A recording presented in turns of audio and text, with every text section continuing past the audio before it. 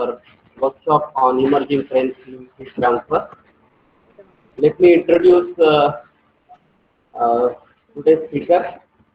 Engineer R.S. Jha is working in the innovation department of Cooling and Heating Division of Thermax Limited, Pune. He did his BTech in Mechanical Engineering from IT BHU. He did his MTech in Energy System from IIT Bombay. He is basically responsible for heating innovation for the heating business of Thermax. He is also responsible for the introduction of new products and technology. His area of interest includes mathematical modeling and simulation of thermal systems, heat transfer, two-phase flow and circulation analysis, design and development of heat recovery systems, design and development of combustion systems. His major achievements in the career include he has developed heat recovery equipment like non-corrosive air preheater and condensing economizer. He has introduced two new configurations of the boiler. He has basically transferred the technology on reciprocating gate technology for biomass combustion. He has received several patents and many are awaited.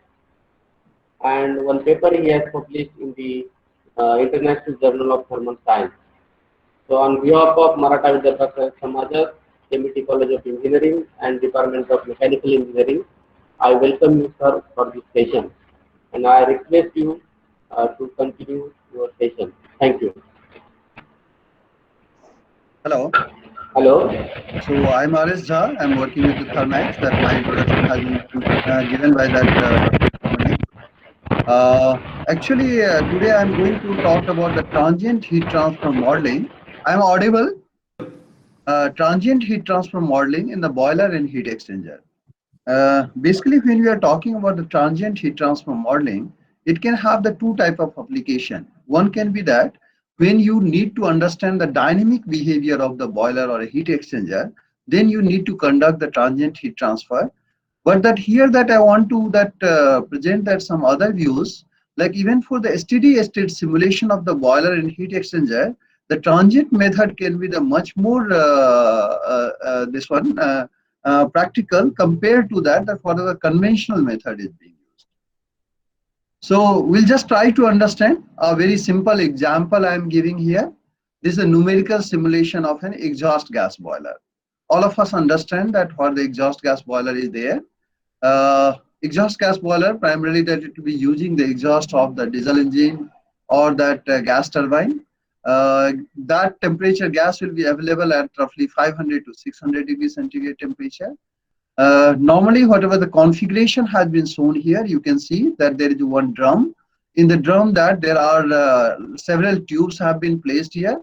Gas is entering there. This is a 5-tube configuration. So it enters in the tubes and finally it is exiting. So that is the basic, very simple configuration of exhaust gas boiler.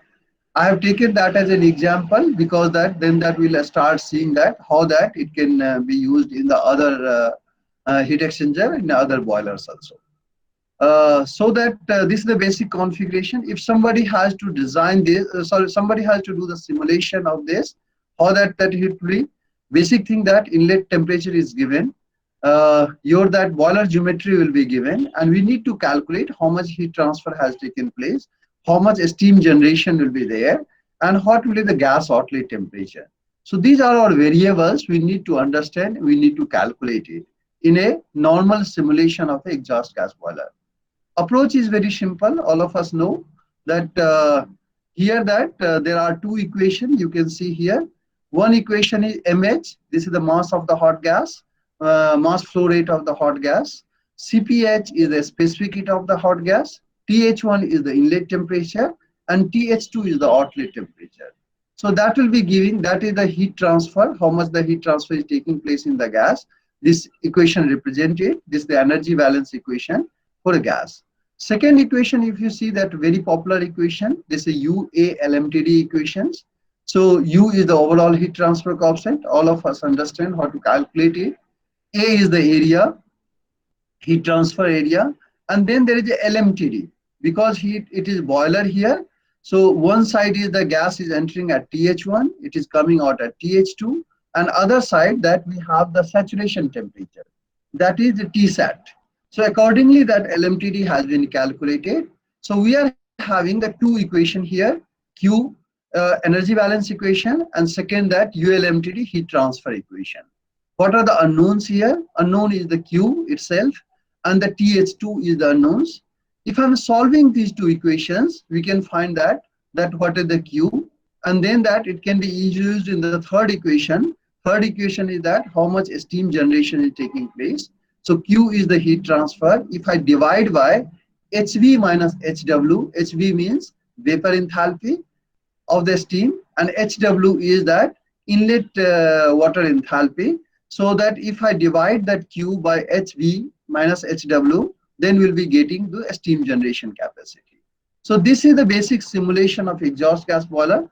Quite simple, but problem is that all of these methods are having certain limitation.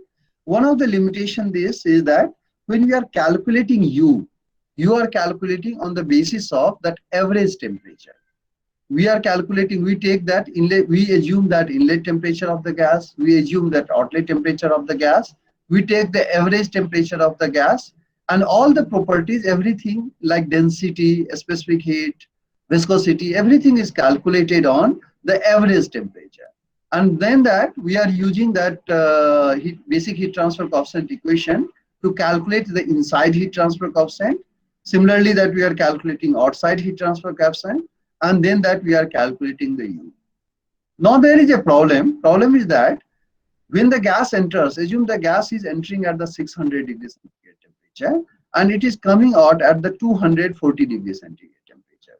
If you'll see the temperature variation, what is the average temperature in this case? It is, average temperature is 840, so it is 420 degrees centigrade. Now this, if you see that from the 600 to that 420 degrees centigrade, it takes might be 1/3 of that tube length will be required for that.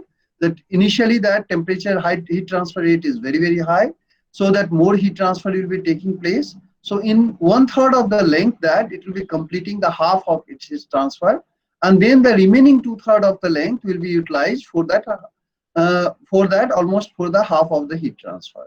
So in this way that if you see that my average temperature goes at the 1/3 length of that boiler. So accordingly, when I'm averaging that overall heat transfer coefficient, it is not right. It means I am having that higher heat transfer coefficient in the 1/3 of the length, and I am having the less heat transfer coefficient in the 2/3 of the length. So because of that this type of that calculation will be causing some error. So these days that people, because of lot of the computational facility got developed, this type of method is not so popular. So they go for that. People do the discretization of the things. What is the discretization? Assume that whatever the tube we have taken, we can divide the heat transfer tubes in the many sections, might be in the 100 sections. And then we can do that calculation in each sections. So we can start from the first section. Gas is entering in the first section. We know the inlet temperature of the gas. And in the first section that we can calculate my heat transfer on the basis of my inlet temperature. And then that we can have that these three equations can be utilized. Because that we have done discretization in the small sections. First equation is Q, that is HIA TGI minus TI. So this talks about how the heat transfer is taking place from gas to the tube wall. TI is the temperature of the tube wall. TGI is the gas temperature in the ith sections, and TI is the wall temperature in the ith section. HI is the heat transfer coefficient in the ith sections. Similarly, that Q is H naught A TI minus TSAT. So again, TI is what? TI is wall temperature in the ith section, and TSAT is that water temperature. So what exactly is happening here? The gas is transferring the heat to the wall. So first equation is representing that how much gas is transferring heat to the wall in a ith sections. Similarly, second equation is representing how much that wall is transferring to that water. And Q is again that energy balance equation. So mg cpg tgi minus tgi plus 1. So how much temperature drop is taking place in ith section? So what will be that next inlet temperature? That is tgi plus 1. So these three equations represent the heat transfer in the ith sections. If I'm solving these three equations simultaneously, what we can get? We can get that wall temperature, we can get the heat transfer, and we can get that what is the outlet gas temperature of the ith sections. By solving these three equations, that if we'll start solving this for that 100 sections, then that we'll be able to get the temperature profile, and accordingly as per that temperature heat transfer coefficient has been calculated in these sections. This method can be the far more accurate method for the calculation.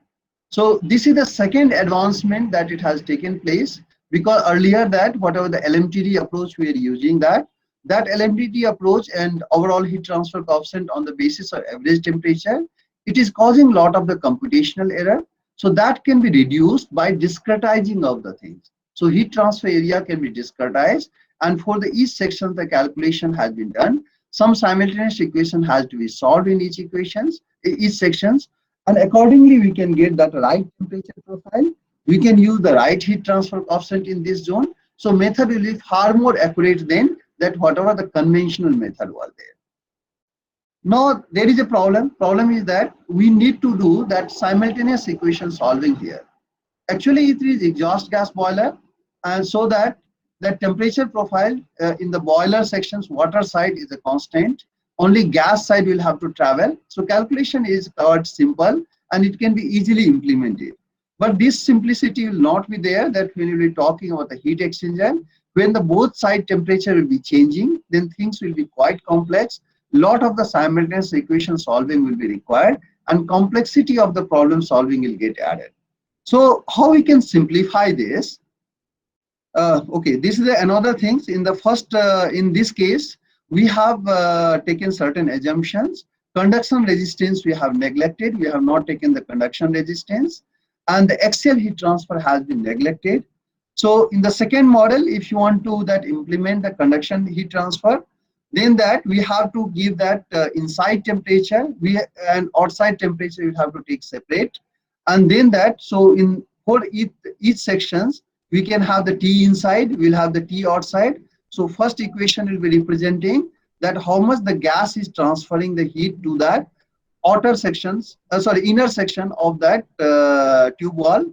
Then that second equation is talking about that how much heat is being transferred from the outer section of the tube wall to the water, and third section is talking about how much heat is getting transferred from inner to the outer sections. And fourth equation is again energy balance equation. If we simultaneously solve this equation, we can get T inside, T outside, Q, and TGI plus 1. And with this, that we'll be able to get the right temperature profile. Here that we have not neglected the conduction resistance. So conduction resistance also has been taken into picture. So this the another improvements can be done here. But again, that solving method is the steady state method. Next advancement could have been done. Why to do that also? Assume that I just start the solving the problem like this. In fact, whatever the exhaust gas boiler just now we have seen, I take the starting condition. My outside temperature is the Tsat. So I take my tube wall, everywhere the temperature is Tsat. If overall Tsat is that tube wall temperature everywhere, then that we can start solving a transient equation. And how the transient equation will be there?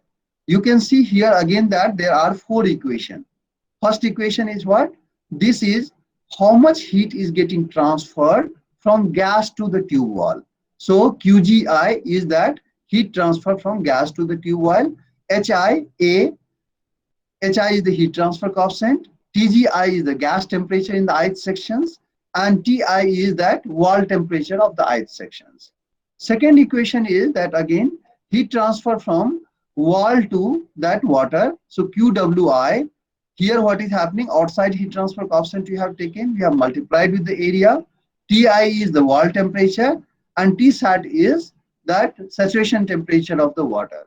So if you see these two equations, here we are not talking that Q is equal. in initial equation, whatever we have shown, that was the steady state condition, where that how much whatever the heat was being transferred from gas to tube wall, the same heat was being transferred from the tube wall to the gas. So both were equal at that time. That was the steady state condition. Now in the transient condition, the heat transfer from gas to the water wall and heat transfer from the water wall, so heat transfer from the tube wall to the water can be different. So that you can see that there are two variables. One is representing the heat transfer from gas to the tube wall. Second equation is representing heat transfer from tube wall to water. Now again that QGI means heat transfer in the gas section can be equated, again energy balance equation, mgCpg TGI minus TGI plus 1. It is very similar to that what we have done in the steady state condition, because we know that our gas side heat transfer. Now there is a problem because that QGI and QWI is not same. So we can represent that by the QGI is that, assume that QGI is higher and QWI is less, then that heat is being stored in the tube wall.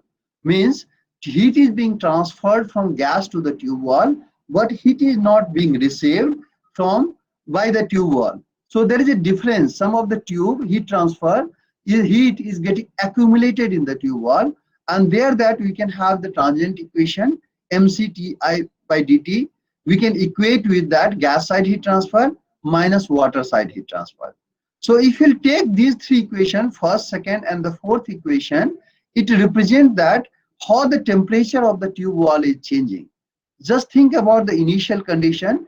What the initial condition we started, we have taken the initial condition that my tube wall temperature is equal to Tsat temperature.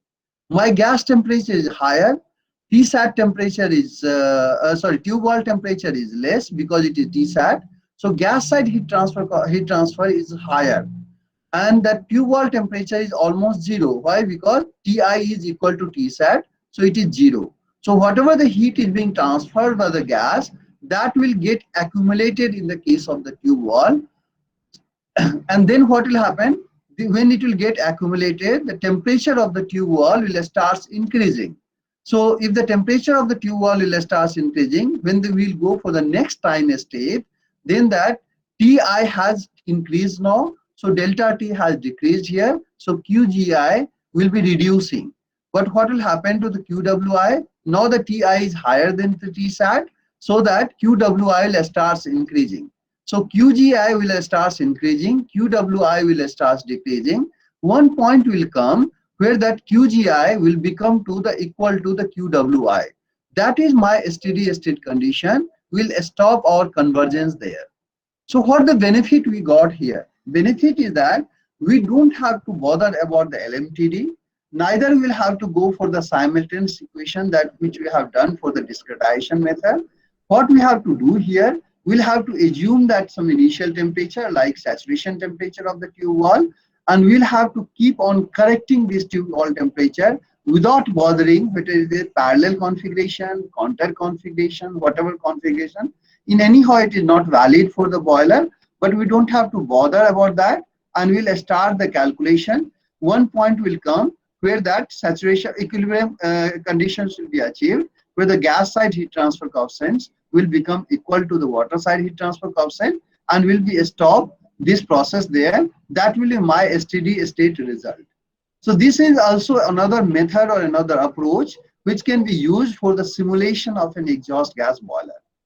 Now you'll find that this is not offering much benefit when I'm talking about a simple exhaust gas boiler, but it will be providing much more benefits when we're talking about a complex heat exchanger. So we'll take an example. This is a simple example of heat exchanger. Whatever the equation we have seen earlier, in the heat exchanger we'll have the two fluids.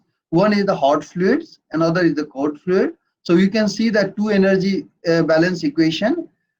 TH1 is the inlet temperature of the hot fluid, TH2 is the outlet temperature of the hot fluids, and this much heat is being released by the hot fluids. And MCCPC TC2 minus TC1 means TC1 is the less temperature and it is gaining some temperature, so that this is the heat gained by that cold fluids. Both will be equal in the steady state condition. And third equation is that LMTD, UA LMTD equation. If I'll be solving these three equations simultaneously, I can get both TC2, TH2, and the Q. So this is the way that this equation can be solved. This equation can be solved either by successive substitution method, or it can be solved by a Newton raphson technique. This is the simple method of solving a heat exchanger problems. But all the problems, whatever I discussed earlier, that is still valid. So this is the example I have shown for that, what you call, by the Newton raphson technique. In the case of Newton raphson technique, what we do, I have made that Q minus ms CPS TH1 minus TH2 equal to 0. So this is the way three function has been generated.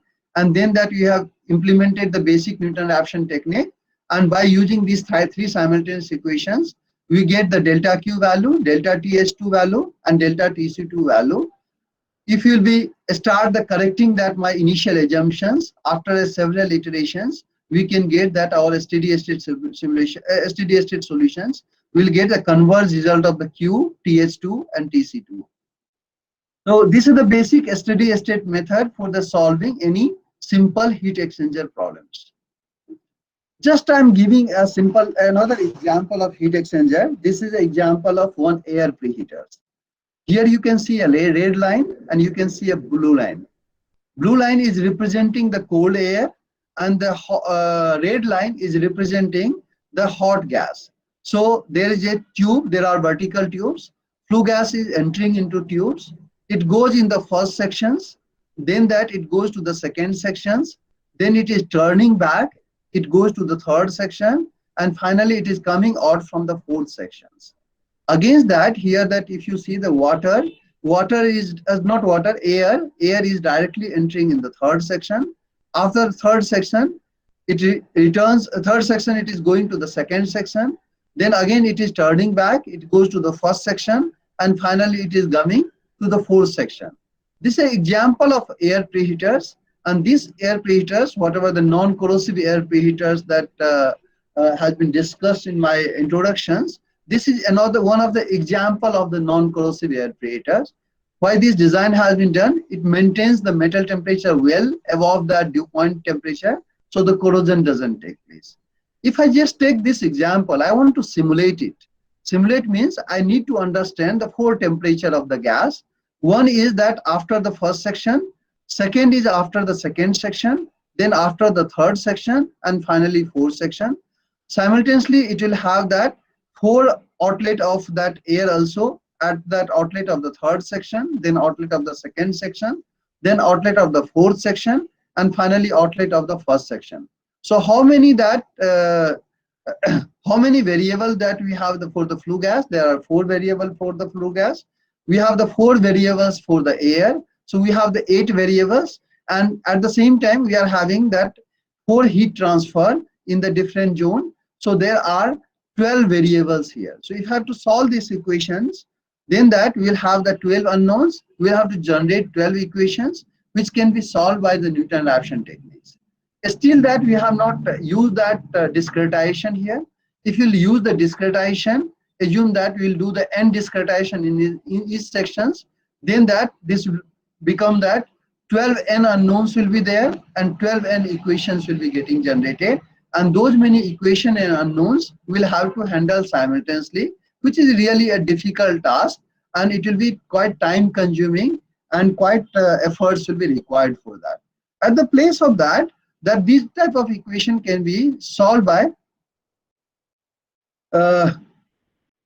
okay, this is the example of the discretization I was talking about.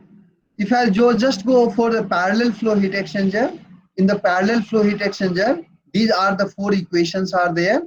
First equation, again, it talks about the heat transfer from hot fluid to the tube wall. Second equation is talking about from the tube wall to the cold fluids. Then these two are that energy balance equation for the hot fluid and the cold fluids. If simultaneously we'll be solving these 4 equations, then we can get all the outlet, like we can get the QHI, you can get the QCI, we can get the THI plus 1, and you can get TCI plus 1. So 4 variables and 4 unknowns we can solve and we can get this equation. Just think about that heat exchanger, which is counter flow. This is the parallel flow, so both fluids are moving in the same direction. So that here only 4 equations, if you'll be solving simultaneously, we'll be able to get the result. Against that, if you go for the counter flow, in case of the counter flow, we'll have to solve, assume that I'm discretizing in the n parts, and there are the 4 unknowns in each part, then 4n equations we'll have to solve simultaneously. So difficulty level will be increasing quite significantly. So if you want a very accurate results, at the same time, we don't want to solve the simultaneous equation, because simultaneous equation solving is a challenge. It gives many times that convergence is difficult to achieve, and that if the convergence is difficult to achieve, then you'll have to attempt many things. Might we'll have to modify a lot of the damping factor you'll have to implement, and you'll have to get the temperature profile. At the place of that, whether we can use a transient equation to solve this. So this is the example of the transient equation. You can see that how that we can solve it. So again, that QHI is representing heat transfer from the hot fluid to the tube wall. QCI is representing the heat transfer from tube wall to the cold fluids. And QHI is representing that energy balance equation for that hot fluids. QCI is representing the energy balance equation for the cold fluids. Okay, so and fifth equation is MC dTi by dt, QHI minus QCI. QHI is the heat transfer from the hot fluid, and QCI is the heat transfer to the cold fluids. So whatever the heat difference of these two means that much heat is getting stored in the tube wall. So MC dTi by dt will be representing that parts. If I'll be solving this, it is very easy to solve. In fact, that we can again start. We can take the initial condition. We can take the temperature same everywhere. Might we can take the temperature of that inlet cold fluid everywhere, and we can start our calculation. So first thing that for the each sections, we can implement the QHI. We can calculate the QHI because tube wall temperature has been assumed equal to that cold fluid temperature, inlet cold fluid temperature. So accordingly, I can calculate my QHI. Now QCI, obviously, because I have taken that inlet fluid conditions, inlet cold fluid Ti is equal to TCI, means it is 0. Then that we can implement that my transient equation. And if I'll be implementing my transient equation, it will be telling me that QHI is higher than the QCI. So heat is being stored in the tube, so that we can calculate that how much heat is being stored per unit time. If I multiply with the time duration, might be 1 second time we can take the duration. If I multiply with that, it will be giving that how much heat transfer, how much heat has been stored in the tube wall in these seconds. And if I take that MC delta T, so it will be giving me that how much temperature change will be taking place in this tube wall sections. So from that we can calculate my temperature for the next time steps. In this way that if we'll start calculating, after several iterations, we'll get the right temperature profile everywhere. Right temperature profile when we're talking about a right tube wall temperature. In that condition, we'll be getting QHI and QCI are equal, and that we have achieved the steady state condition. We have not bothered, we have not used any simultaneous equation. At the place of tab, we are solving 1-1 equations, and from there we are generating the result and we are solving. So we are solving this 1-1 equation in the successive manners.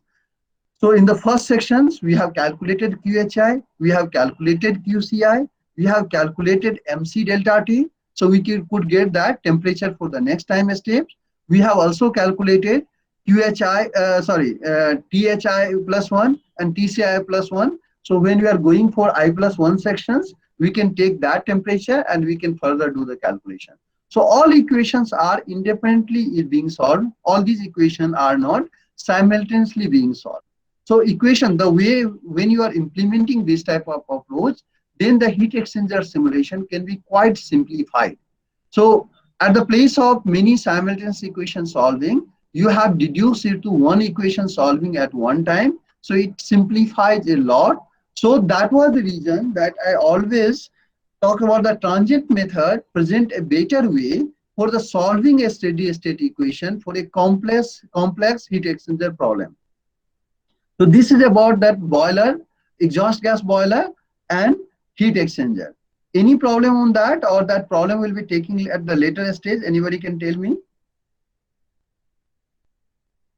Hello? Hello? Yes, sir. We'll take the problem at the later stage, or if you have any problem that we can clarify at this moment.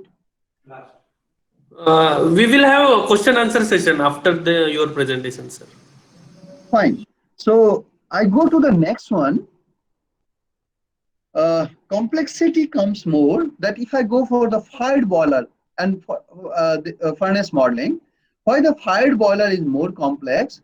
Because till now that I have given you the example of the exhaust gas boiler. Exhaust gas boiler means that we are getting the diesel exhaust, we are getting that turbine exhaust at a certain temperature. So it can be treated like a simple heat exchanger and it can be solved. Once you go for the fired boiler, then method is very complex because here the furnace modeling comes into picture. Fired boiler involves the radiation heat transfer. When I'm talking the radiation heat transfer probably is the most complex things when you go for that any heat exchanger simulation or a boiler simulation. Why it is most complex things? There can be absorbing medium and there can be non-absorbing medium. When I'm talking absorbing medium and non-absorbing medium, to this day that we are talking about a lot of that greenhouse gases. All of the greenhouse gases is like this carbon monoxide, carbon dioxide, water vapors, N2O, CH4, all of these are the greenhouse gas. And these greenhouse gas has very specific things. All are that normally that it is more than a diatomic gases. Mostly it will be having triatomic and more this one. Because normally that radiation can be absorbed only in the vibration stage. It cannot be absorbed in that other degree of freedom. Like that if I go for the monoatomic gas is having the 3 degree of freedom, all translational degree of freedom. When you go for that this one diatomic gas, it has 5 degree of freedom, where that there is 3 translational and 2 are that 2 are the rotational degree of freedom.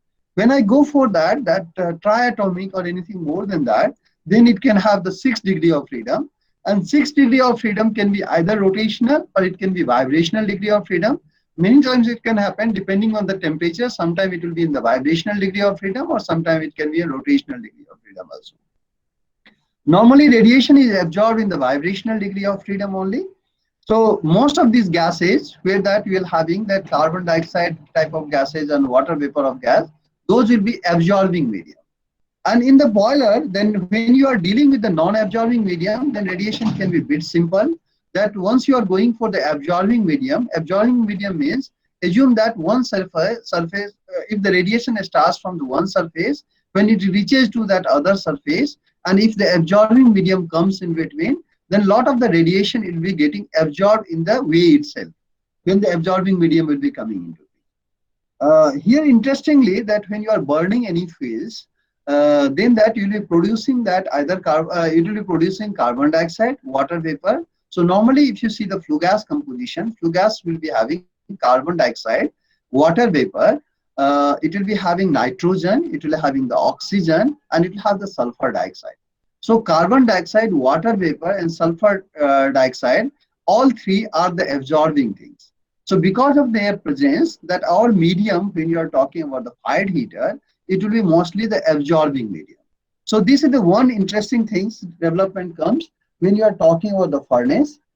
In the furnace, temperature is very high. If the temperature is very high, dominant mode of the heat transfer is the radiation mode of the heat transfer. And in the case of the radiation also, because the flue gas is containing water vapor and it will be containing that carbon dioxide, and both are the triatomic gas, which is absorbing gas, and because of that, the medium is absorbing. So it gives that another degree of the complexity when you go for that furnace modeling or furnace analysis. One interesting thing comes about the luminosity of that radiation. When that we are burning a fuel, assume that I'm burning a fuel like this one, natural gas, or that LPG, liquefied petroleum gas. In those cases that you are getting flame, mostly it will be invisible sort of flames. You can see that it initiate the small sections where that it will be having the blue colors, and rest other is almost colorless. It is invisible sort of the flame. So that is the non-luminous flame. Other against that, if you are burning a fuel like a light oil or that furnace oil, heavy oil, if you are burning those, then you are getting that flame is of the yellow color, luminous flame. Why this you are getting that yellow color and luminous flame? Primarily because the presence of the soot. When you are burning a natural gas, then soot generation doesn't take place. If that air to fuel ratio is well maintained, many times you are getting, sometimes even natural gas will be having the sooty flame, and then you see the color of the flame got changed. Now the color of the flame is not the bluish or invisible flame.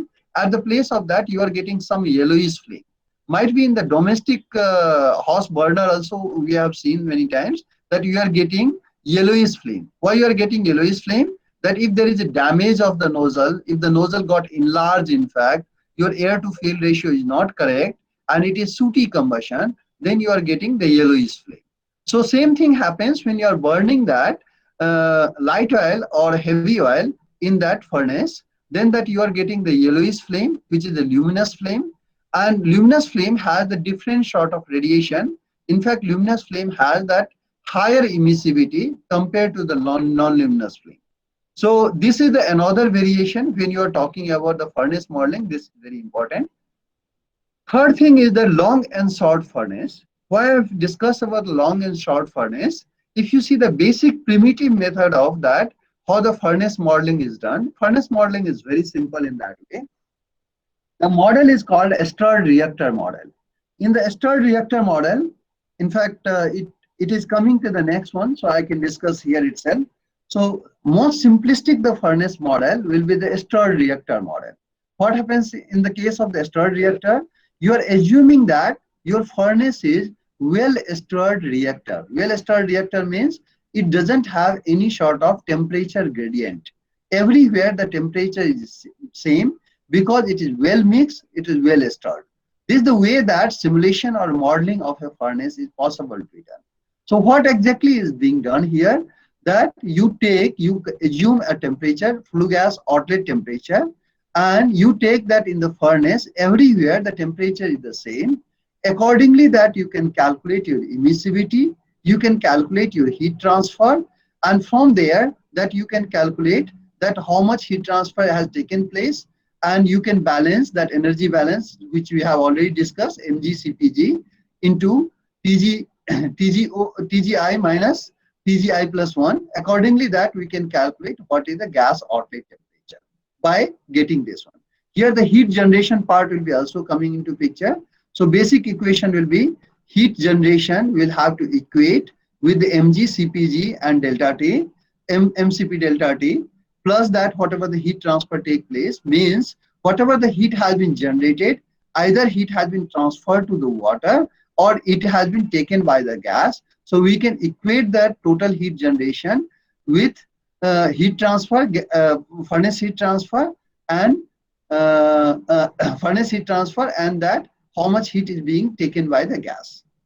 So by solving this equation, one can get that what is the outlet temperature. So this is a very simplistic model. A stirred reactor model is quite simplistic model. But what exactly it does? It takes the temperature is same everywhere. Means it ignores that any temperature gradient. This can be valid for the short furnace, but when you go for the long furnace, then that this model cannot be a right model. Another model is the plug flow model. In the plug flow model, what you take a temperature gradient, but temperature gradients you are taking only in the axial direction. You are not taking the temperature. Assume that I take a furnace like a cylinder, hollow cylinder. Mostly that if you see in oil and gas fired boiler, furnace will be like a hollow cylinders. If I take the hollow cylinders, lengthwise I take the temperature variation. So temperature gradient I am taking the lengthwise, but the diameter wise or radially you are not taking any sort of temperature variation. So in the plug flow model means you are getting the plug sort of effects, where that for the each cross section temperature is same. That was it is called. It is a plug flow model. Next model, next improvement is the multi-zone furnace model. In case of the multi-zone furnace model, you divide the furnace in the different volume zone, and different surface zone. Each surface zone and volume zones will be interacting with each other. So it will be making a complex radiation network. If solving those radiation network, you'll be able to get the temperature profile or the heat transfer in the furnace. So these are the various model which is being used for the furnace design and simulation. These days, even the computational fluid dynamics approach is being used for that, for the calculation of the heat transfer in the furnace. So this is the basically various furnace design and model. I just tell you whatever I was talking about. So first is the STAR reactor model. I already discussed about the STAR reactor model. STAR reactor model, what is the assumption? The rate of combustion and temperature is assumed to be uniform. Temperature is considered equal to the furnace exit temperature, and furnace heat transfer temperature can be calculated by the following equations. You can see the equation here. We have talked about the Q. Q is function of, all of you are aware of that, sigma Tg is equal to minus T is equal to Tg is the temperature, Tm is the total temperature, and sigma is the Stephen Boltzmann. Gs is the transfer factor, rather it is area into transfer factor. So Gs is representing the area of the surface and multiplied with the transfer factor. How the Gs is calculated, that also has been given. At is the transfer area, epsilon G is the emissivity of the gas, epsilon 1 is the emissivity of the metal, and Cj is talking about some equivalent to that shape factor. As is that surface area and At is the total area. So according to that, Gs can be calculated. So this is the factor which is used for the calculation of the heat transfer. Very simplistic model. I have already explained you, but there is a limitation of this model. This model cannot be always used because, so this is the heat transfer. Secondly, that how that we are calculating the emissivity. Obviously, emissivity is a function of what? It will be function of mean length. So you have to calculate mean beam length. It will calculate the partial pressure of water vapor. We have to calculate the partial pressure of the carbon dioxide and gas pressure. So as a function of the partial pressure of the water vapor, partial pressure of carbon dioxide, gas temperature, and the mean beam length, one can calculate the emissivity of the gas, which can be substituted in the equations whatever I have shown you. Then that another part of this is that Qgen, that is heat generation. MF is talking about rate of fuel conversion. NCV is that calorific value of the fuel. So Qgen represents the rate of heat generation. Qgen minus Q, we have talked about. Qgen is the heat generation, minus Q is the total heat transfer. Then whatever the heat remains there, all the heat is being carried by the gas. So it has been equated with the mg, cpg, and tg minus ta. Ta is what? That air temperature, and tg is the gas temperature. By solving this equation, one can get the tg, which is the outlet temperature of the gas. So very simplistic model, but not so not accurate. I explained you that because it ignores that temperature gradient even in the axial directions. So here that you can see that how the temperature profile is there in the furnace. You can see that initially the temperature is increasing, then it goes to the peak value, and then it starts decreasing. So if I do the calculation at by considering that outlet temperature, so obviously it will not be right calculation. It will be underestimating the heat transfer, because that in most of the section the temperature is higher than your furnace exit temperature. So that was the reason this model is not very suitable for a long furnace. Another model can be, that is the plug flow model. Plug flow model is very similar to that, but I explained in that discretization of that heat exchanger tubes. Here also the furnace can discretize. We can have the calculation in each sections. TGI is that inlet temperature for the section I, and TGI plus 1 can be the outlet section, outlet temperature for that section. So equation whatever we are seeing, mg cpg dTg by x, is basically that how much that is the change in that. Here we are talking about the how much temperature axially the temperature is changing. This is talking about axial temperature gradient. Tg dTg by dx is the axial temperature gradient. So this mg cpg dTg by dx can be equated to the Qgen. Qgen is the heat generation in that section, minus Q, that is the heat transfer in that section. So this is the way that you can do the calculation in this section. How the Qgen is calculated, there are some approximate correlations which talks about that how much that cumulative heat generation takes place till the length, till the x length. Y is that fraction. So we can take the yi means till ith section how much heat generation has taken place, and till I plus 1 that how much heat generation taken place. If I take the difference of that, it talks about the heat generation in this section. So this is the way that we can calculate the heat generation in the ith sections. Heat transfer in the ith sections we can calculate. We have discussed that how to calculate this. This is a similar approach. You can see here Q, GSI. GSI is that transfer factor in the ith section.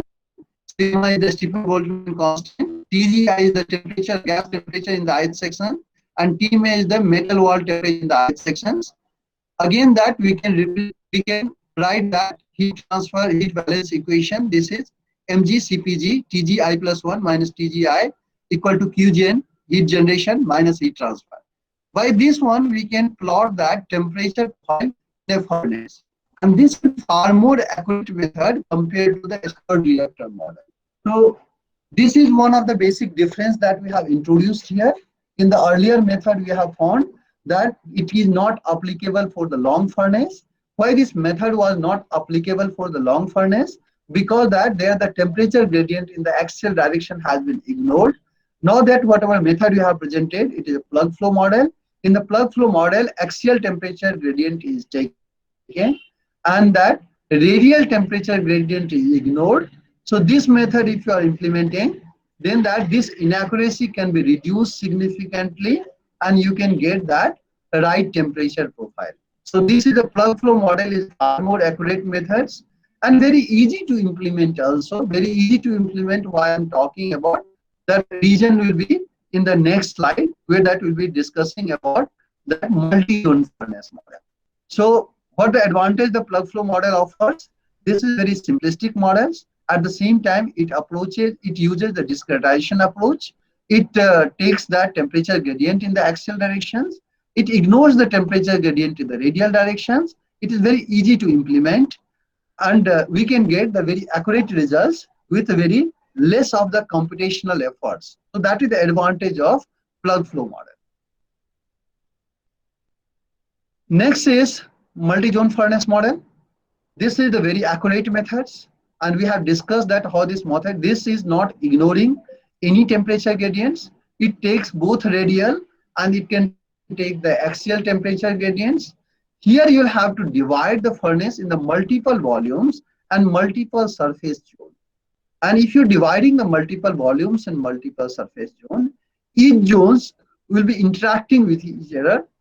Radiation heat transfer takes place between each zone. So each zone will be connecting. In fact, that assume that I have 6 surface zone and 6 that volume zones. So there are 12 zones. So one zone can be connected with the all remaining 11 zone by the radiation network.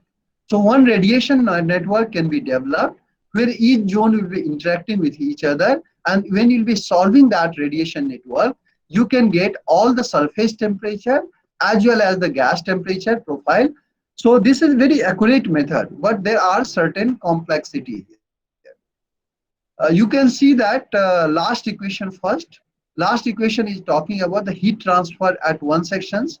Rather that assume that I is one, J is the another one, another J can be I or J can be either volumes or it can be surface. We want to calculate heat transfer between I and J. So my third equation is representing that heat transfer between I and J. Gij is talking about the transfer factor between the I and J.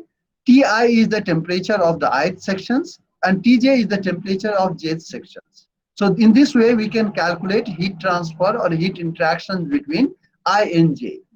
Now to calculate the Gij, it can be volume to volumes or it can be volume to surface. It can be surface to surface. So all sort of interaction is possible. Assume that I have one volumes is having heat transfer with the other volumes. and I have to calculate that what is the transfer factor for this. You can see the equation, top equation. This is talking about this talks about dVi is that volume of the first volume zone, dV2 is the volume of the second volume zone. So if you see that it is a 6-dimensional integration, Ki and Kaj is talking about the absorbivity of that section. So if I have to calculate that transfer factor between two volume zones, means we'll have to conduct the 6-dimensional integration. Obviously, this integration will have to conduct by numerical method. So conducting a 6-dimensional integration for numerical methods, and then also, and 5-dimensional when that it is between the volume and surface, and 4-dimensional when it is between surface to surface. So obviously that calculation of this transfer factor will be extremely complicated, and it will be highly time consuming. Obviously, multi-zone furnace provides much better results. It is giving the quite accurate results, but that it is very complex, and it requires that it is very time consuming, because you can think about that you have divided the whole furnace and whole surface in the n zone, and for the each zone when you're talking about n into n interactions, mean n square integrations you'll have to conduct, and that also the law mostly 6-dimensional integration, then the problem will become extremely complex. That was the reason multi-zone furnace model, even though it is very popular, it is not so popular for the industrial application. For the industrial application, for the accurate results, mostly people are relying with the plug flow model. So when you talked about the simulation of the fired boiler, we have already talked about the exhaust gas boiler. Basically, it will be a combination of two things. Combination will be, there will be furnace modeling, and preferred method for the furnace modeling can be plug flow model. And then there can be convective path simulation. Convective path simulation can be exactly similar to that the way we have done the exhaust gas boiler. Many times that boiler will have the other component like a superheater, economizer, air preheater. So we'll have to solve the set of equations for those parts also, and we'll have to solve simultaneously. So this is the way simulation of a fired boiler is done. Taking a very interesting example, and we'll try to understand how that things can be complicated, and that how that this can be solved by using a transient method. So I just take the example of a fired heater. You can see here there is a helical coil heat exchanger or helical coil fired heater. We can see here that there are two coils.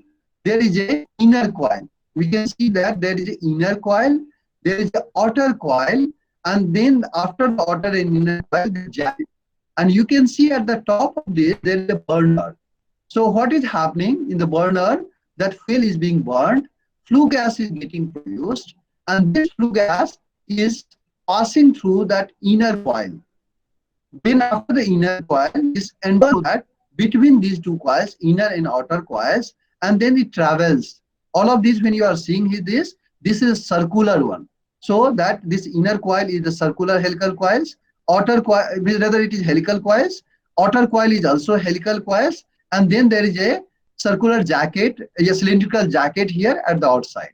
So we can see here the flue gas is getting produced. Then flue gas enters between these two coils. Some heat is being transferred in the case of that in the furnace. Then heat is being transferred between these two coils. It is transferring the heat to the both coil. Then finally it is coming out from here. It enters between the coil and jacket where the gas is relatively cold. It enters between the coil and jacket, and finally it will be exiting from the bottom. That is very simple configuration of a fired heater. All of you understand the difference between the heater and a boiler? Normally when I am talking the heater here, heater can be other than that where the phase change takes place. In the boiler that we have the phase change. In the fired heater, the phase change will not be taking place. Assume that I want to heat the water without any phase change, then that we'll be calling it as a fired heater. We'll not be calling it as a boiler. So whatever example I am presenting at this moment, this is the example of a fired heater. Why we have taken the fired heater? Boiler case is relatively simplistic. Why it is simplistic? because temperature outside or temperature everywhere in the water side is the same to that saturation temperature of the water corresponding to given pressure. In this case, if you go for the fired heater, the temperature of the cold fluid is also keeps on changing. That adds a further complexity of the problem.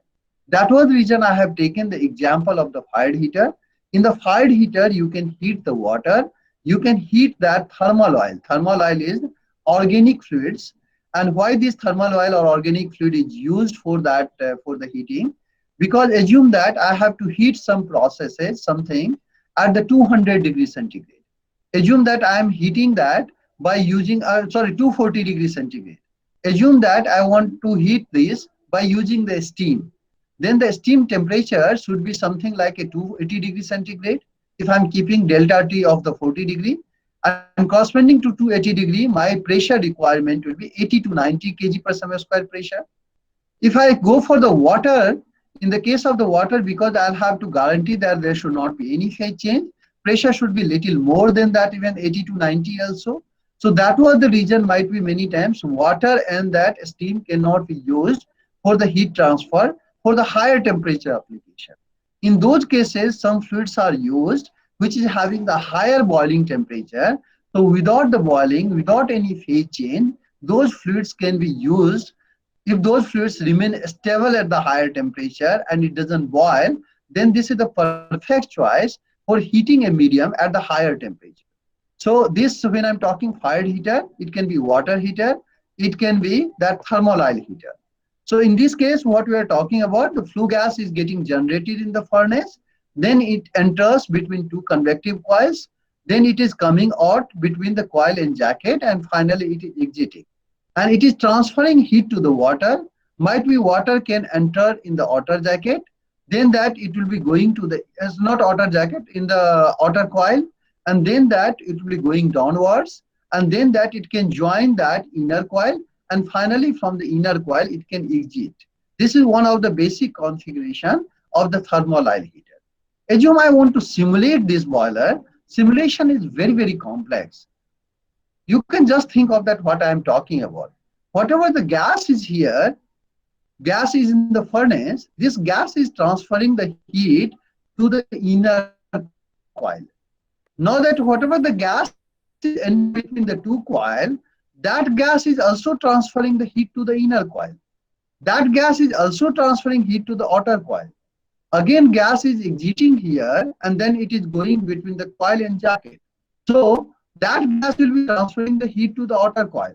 So inner coil is receiving the heat from the gas in the furnace, and it is also receiving the heat from that between the two coils, some section of this. Similarly, that whatever the outer coil is receiving the heat from the gas between the two coils, and it is also receiving the heat from the gas between outer coil and jacket. Similarly, that this gas, what is in between the two coils, it is transferring it to the both inner and outer coil. So obviously, you can just think of that process is not as simple and as straightforward, which happens in the other heat exchanger. Process is very, very complex. And there also that if I want to do discretization for improve the accuracy, you can just think about that, how complex a solutions and how complex a problem is this. I'm just showing some set of equation. You can see that how many equations we'll have to solve and how complex equation is there. That you can, first equation you are seeing, this Q1I, I'm talking about the gas side heat transfer, whatever the gas is there in the furnace. This is transferring the heat here. So this represent, first equation represent the heat transfer in the furnace. Second equation, because Q2 is talking about the gas between two coils, it transfer the heat to that outer coil, inner coil, both. So this is the heat transfer to the inner coil. This is the heat transfer to the outer coil. And Q31 is that heat transfer is this one. Now you can see that when I'm going for the energy balance equation for that first stream of the gas, which is between, which is in the furnace, QGI is equal to Q12. But when I go for the QG2, it is equal to Q22 and Q21. QG3 is equal to Q31. QC2 is equal to Q12 plus Q22. QC1 is equal to Q21 and Q31. and then that we have that all these 5 energy equations. So if I am not dividing, I am not discretizing, then also you can see that how complex the solution is there. If I want to discretize this solution to improve further accuracy, you can see that this, how many equations we are talking about? 1, 2, 3, 4, 5, 6, 7, 8, 9, and 14 equations we are solving. Then when I'm not discretizing, if I'm discretizing in the n parts, then that this 14 equation will become in the 14 n equations. If 100 discretization I'm doing, then that 140 equations will have to solve simultaneously to get that accurate results of this temperature profile. So obviously it is extremely complex solutions, and it is very unpractical to take in the practical consideration. And that was the reason a very interesting method we have devised, which I'll be just presenting it, that is based on whatever the transient method we have talked about. In this method, that we can take a very simple approach. You can see there is an inner coil, there is an outer coil, and then there is a jacket. So obviously I have explained you the gas path. You can see the similar type of gas path has been shown here also. As I explained in the case of that furnace modeling, similarly we can calculate the heat transfer in this zone. First thing, that I can discretize the furnace in the n part. Assume that the n coil, it is very easy that I can divide that in the n coil. For each coil, I can take that separate calculation. So I can discretize the complete furnace in the n parts. If I'm doing in the n parts, first thing we need to understand how much heat transfer, how much heat generation is taking place in the ith section. Here I have explained you that Yi is representing what? Yi is representing how much cumulative heat generation is taking place till ith section. So if I take the cumulative heat generation till ith sections and till I-1 sections, if I take the difference of that, it will be giving me the fractional heat generation in that ith section. If I take this fractional heat generation and multiply with that mass of the fuel into calorific value of the fuel, I'll be able to get that heat generation in the ith section. This is the way that heat generation in ith section it can be calculated. If I go for the next section, it talks about the heat transfer. You can see that here we are talking about the radiation heat transfer in the furnace. I have already explained the method. Sigma is a Stefan-Boltzmann constant. This is the heat transfer area. Tg1I is talking about the gas temperature in the ith section. TII is the wall temperature of the ith section, tube wall temperature ith section. Epsilon G is the gas emissivity. Epsilon M is the metallic emissivity. Here the shape factor has been taken 1 because this is the circular furnace and everything is being captured by that surface. Epsilon G is gas emissivity. You can see here 1 minus E minus KL. KL is the absorptivity. L is the mean wavelength. So we can calculate the factor as the partial pressure of water vapor. PW represents that partial pressure of water vapor. PC is the pressure of the carbon monoxide, and T1I is the gas temperature. L is the mean beam length. So by using this equation, we can calculate the radiation heat transfer. Similarly, we can calculate the convective heat transfer. Convective heat transfer, that we have the QCI. QCI means, again, I can calculate that tube wall temperature, gas temperature, and the tube wall temperature. This convective heat transfer is talking about that how much heat is being by the convective mode is being transferred to this one. If I take the summation of that, this is radiation transfer, this is convection heat transfer. This total heat transfer can be, so QI is the heat generation minus QGI. Sorry, I have written Q1I here. It is basically QI we can take. That is equating to mg CPG Tg1I minus Tg1I minus 1. So this is the heat balance part. So by using this one can calculate that temperature profile, gas temperature profile at that time state. Similarly, it talks about the convection heat transfer. Convection heat transfer between two coils, because gas is transferring heat to the coil, is transferring heat to the outer coil. So total transfer, gas transfer, we can calculate by Tg2I, which is the summation of these two. and apply equation, this QG2 will be equal to mgCpg and temperature difference. So we can implement here. This is the helical coil configuration. So for the helical coil configuration, very reliable heat transfer coefficient is not available. In fact, that my team has developed a very reliable correlation for the heat transfer coefficient, which has been published in the International Journal of Heat Transfer also. And this is the correlation can use for that convection heat transfer coefficient calculation for that gas side convection heat transfer coefficient coefficient for the helical coil configuration. Then there is a gas heat transfer between two coils. Gas heat transfer to the outer coil we can calculate. Inner coil and outer coil both we have calculated, that I have explained you. And then that heat balance equations we can implement. This heat balance equation is for between outer coil and jacket. So first was that between two coils. By mistake here I have written two coils. It is not two coils, it is between coil and jacket. So this is the way that gas temperature profile at a certain time state, it can be calculated. All the gas side heat transfer and gas side temperature profile can be calculated. Simultaneously, that thermic fluid side heat transfer coefficient can be independently calculated. Here, outer surface of the outer coil, this heat transfer we are calculating. This is that inner surface of the outer coil. Again, that you will see here, there is temperature, and this is the water temperature. So difference of water temperature and fluid temperature has been taken. Heat transfer coefficient here, because there it is a flow inside tube, there are simple just motivation can be used here for the calculation of heat transfer. It gives me the heat transfer from outer surface to the outer coil. Similarly, in the surface of the outer coil, we can calculate the heat transfer to the thermic fluids. Again, we can apply the heat balance equation for both outer coil and inner coil to get that thermic fluid temperature profile. So again, it will be giving me all the thermic fluid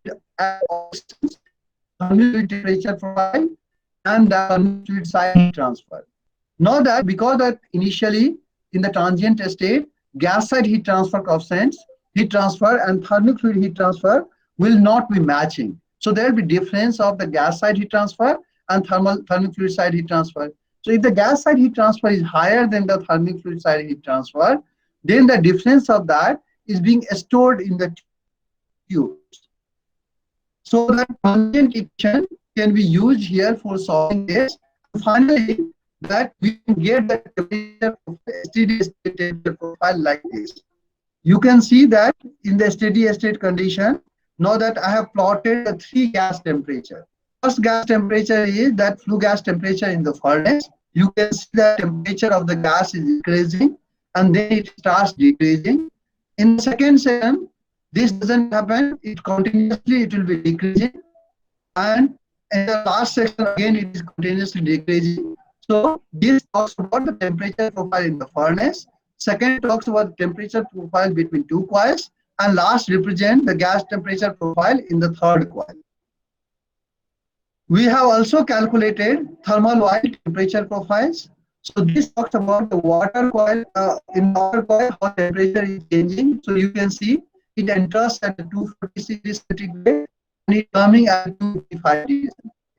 Then it enters to the inner coil at 255 degrees centigrade and it is exiting at 279 degrees centigrade.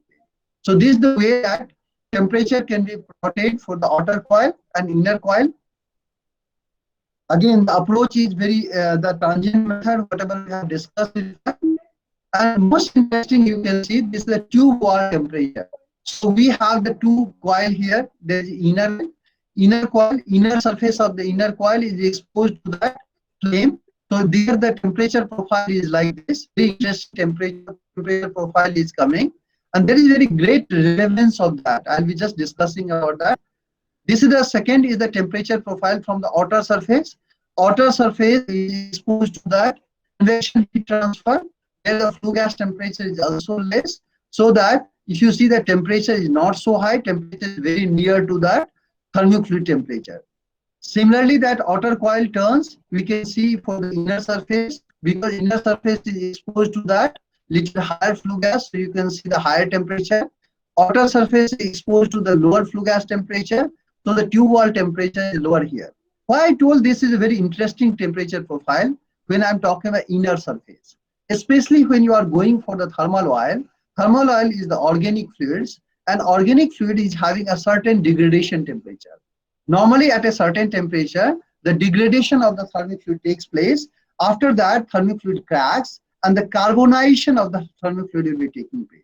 It will losing the heat transfer properties. At the same time, it will be also causing the accumulation in the tubes. Because of that, always you have to see my temperature should be less than that.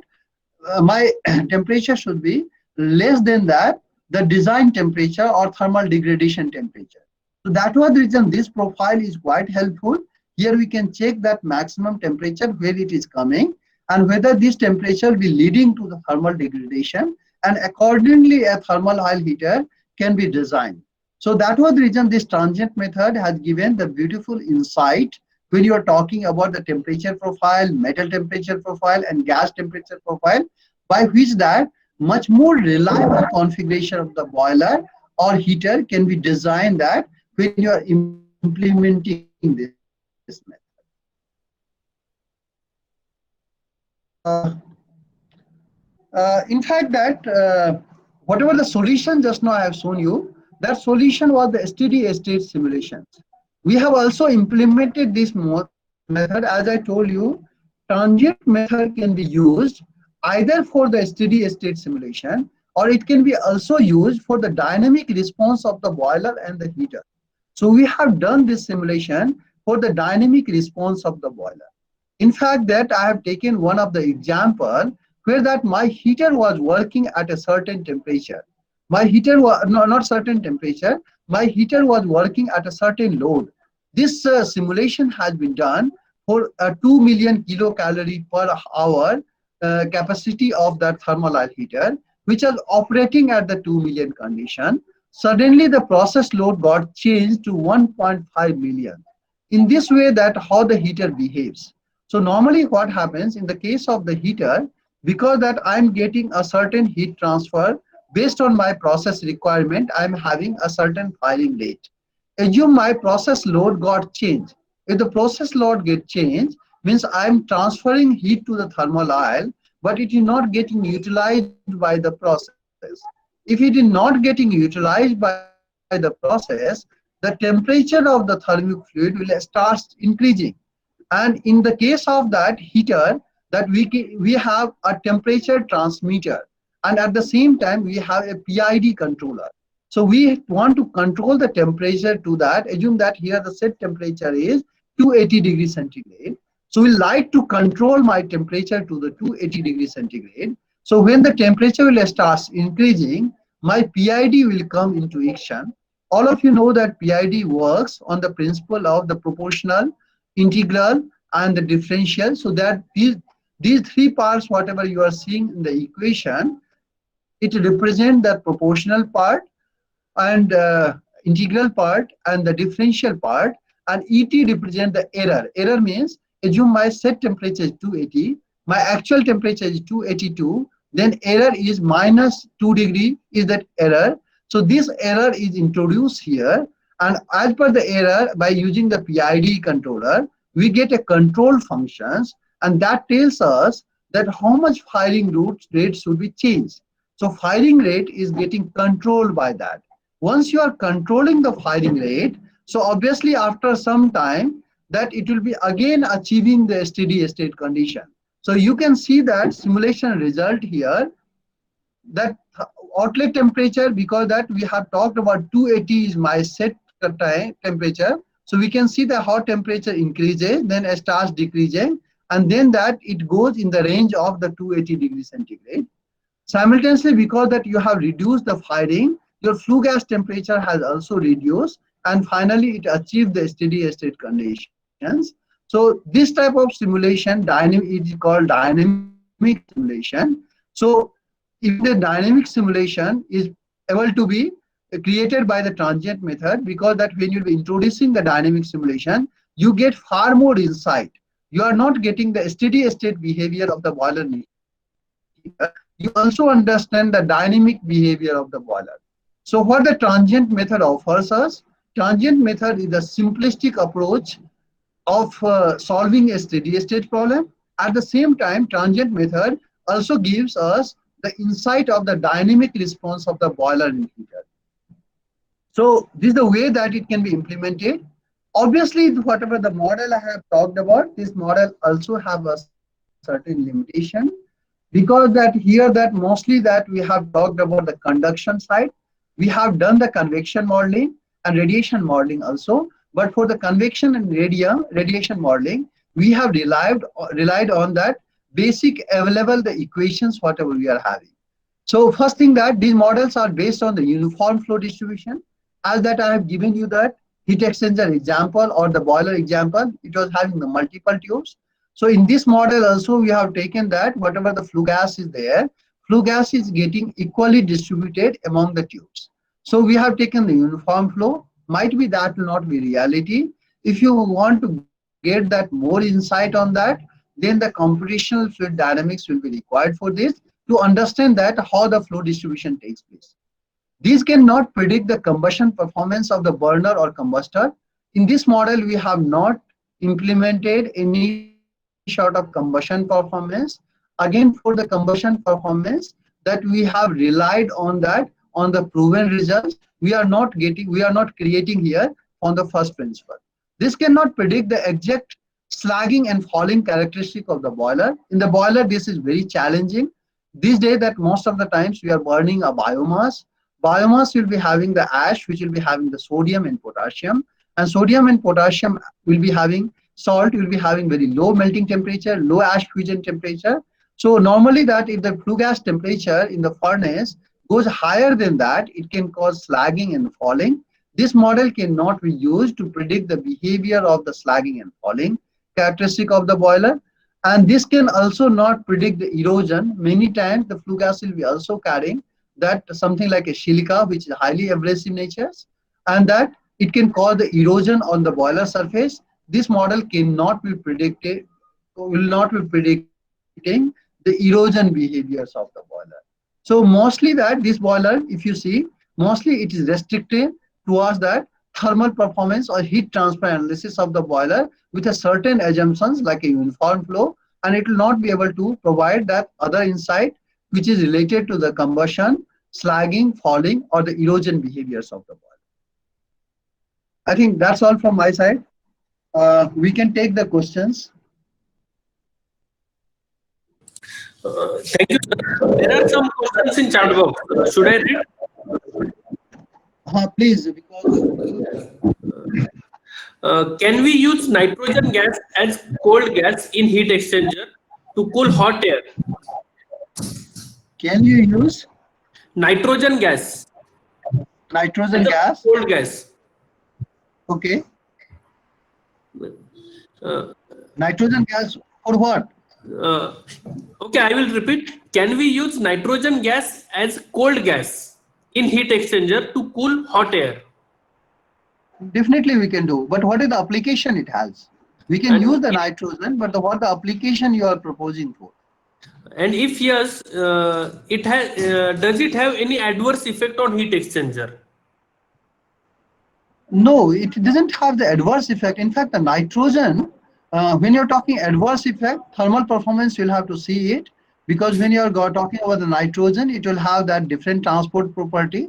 So we'll have to understand the transport properties of the nitrogen, and accordingly we will simulate, and we'll see that how it is going to behave.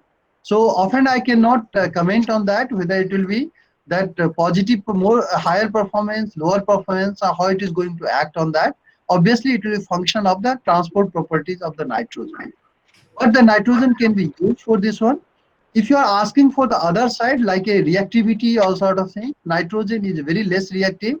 There are many applications where the nitrogen is used only because it is having the less reactivity. So on that part, nitrogen doesn't have any apprehension. It can be easily used for any heat exchanger. Okay, thank you, sir. There is one more question. For CFD simulation of flue gas mixing, Okay. using SPACES transport model. Yes. For CFD simulation of flue gas mixing, are you using SPACES transport model?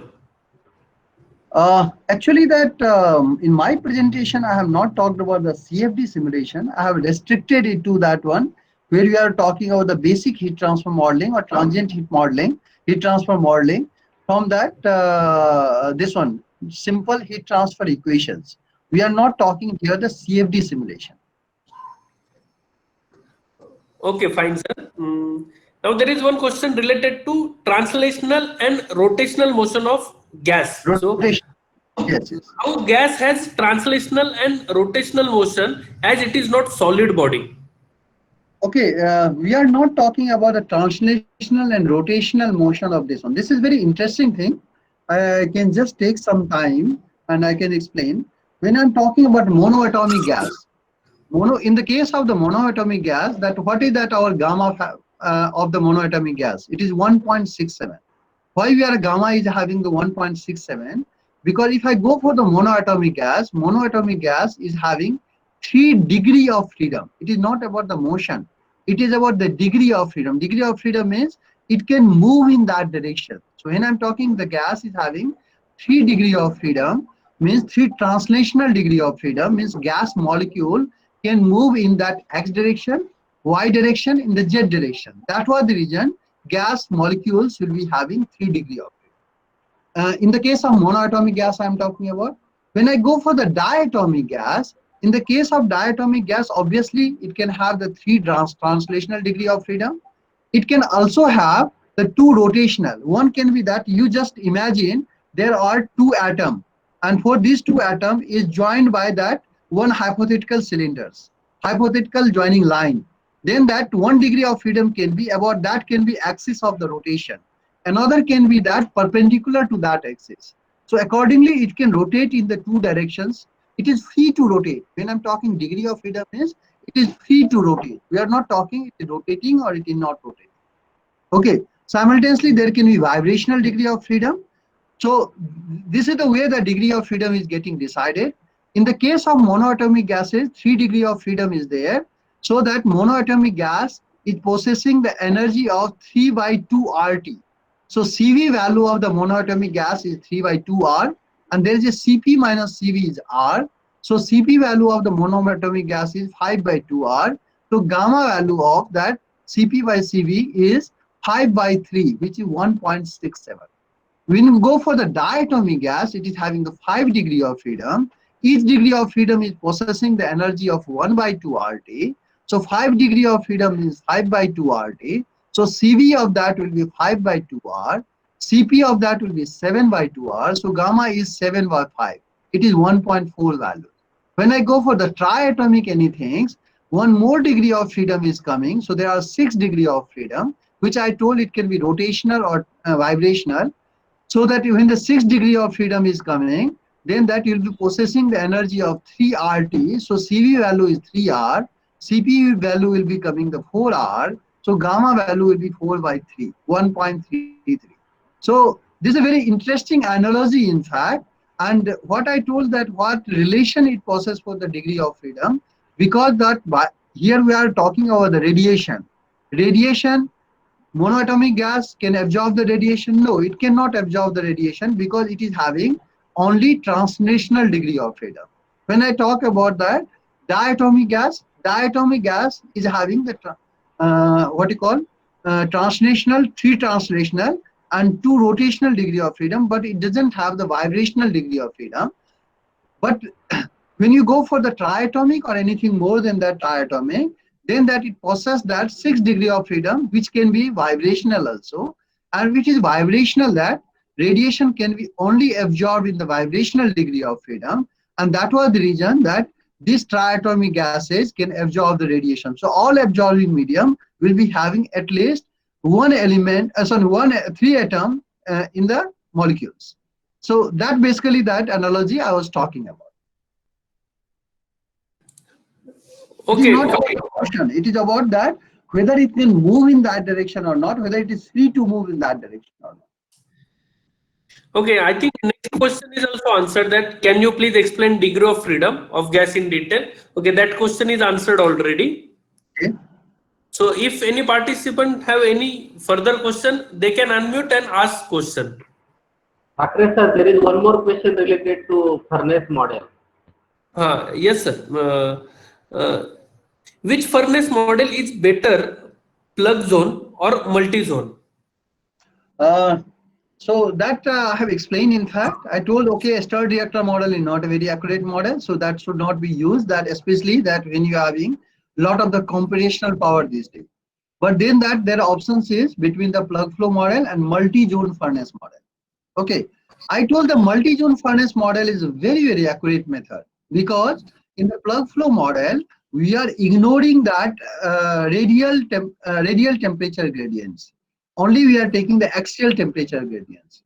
You understand the axial temperature gradient, radial temperature gradient? I have given the example of that. Most of the furnace you can view as a hollow cylinders where that gas will be flowing, and in these hollow cylinders, that when you will be going in the axial direction, the temperature of the gas will be changing. In the radial direction also, the temperature of the gas will be changing.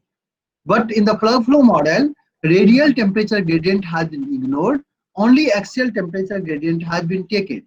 Against that, if you see in the multi-zone furnace model, in case of the multi-zone furnace, we can take both radial temperature gradient and the axial temperature gradients. We can divide that volume zone in such a manner that we can capture everything. But the problem is that it is very complex in the nature. I told you why it is so complex, because that many times it will have the interaction between each gas volume will be interacting with the other gas volume. This gas volume will be interacting with the other surface volume also. One surface volume will be interacting with the others. One surface will be interacting with the other surface also. And we have also seen that how the transfer factor is calculated. And we have seen this transfer factor is a multi-dimensional integration. dV1, dV2 means dx1, dx2, dx1, dx2, dy1, dy2, dz1, dz2 means there is a 6-dimensional integration. So for the calculation of that each transfer factor, you require 6-dimensional integration, and then there can be n interactions, though that n squared interaction, because if I'm dividing in the n zone, n squared into 6 means 6 n squared that n squared integration will be required, 6-dimensional integration, which is very complex in nature and quite time consuming. That was the reason normally we prefer that plug flow model. But if you want accuracy per se, multi-zone furnace model is much more accurate than a plug flow model.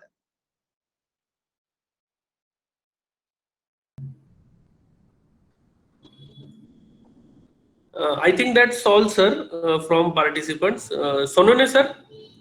Yes, now you can conclude. Okay. Hello.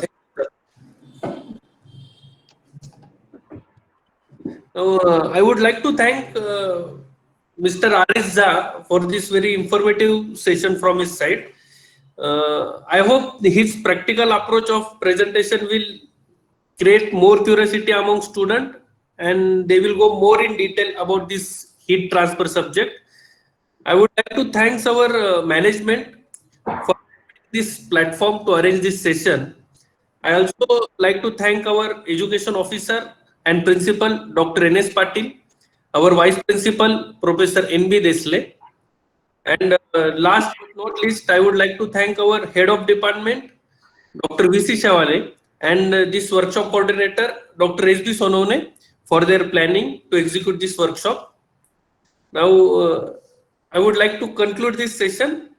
Thank you, sir. Okay. Thanks to all of you. Thank you, Jha sir. Thank you very much. Thanks, sir. Thank you. Can I close this one?